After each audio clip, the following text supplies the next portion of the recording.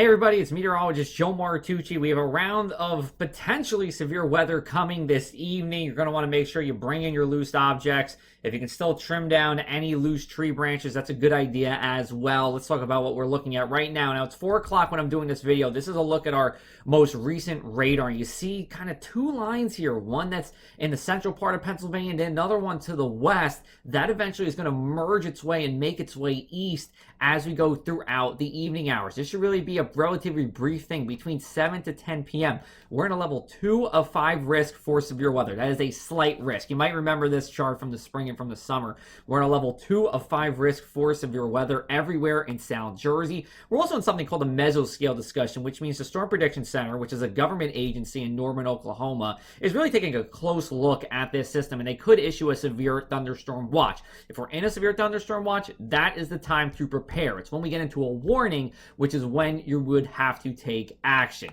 Let's look at what's happened so far here. We have everywhere that's in yellow and orange are areas of wind damage already. Everywhere in the yellows, winds under 50 miles an hour. Everywhere that you're seeing the oranges are 50 to 60 miles an hour, and then it's 60 plus once you get into those red squares. Hail is everywhere in pink. So we do have strong winds to talk about as well as hail too. Now let's look at our future radar here. We're going to get you to 4 o'clock, so this is what should be happening right now. This is closely matching the radar here. We're looking at 5 o'clock, 6, 7. Now it's starting to get into New Jersey a little bit. I do believe this is going to run a little bit ahead of schedule, so I will say 7 o'clock is when you should start at least seeing this line of showers comes in. Then we have 8, 9, and by 10 o'clock, we would be drying out pretty quickly here across the area. If you see rain, it's going to rain for about an hour, maybe 90 minutes. So within that 3-hour window, it's not raining the whole time.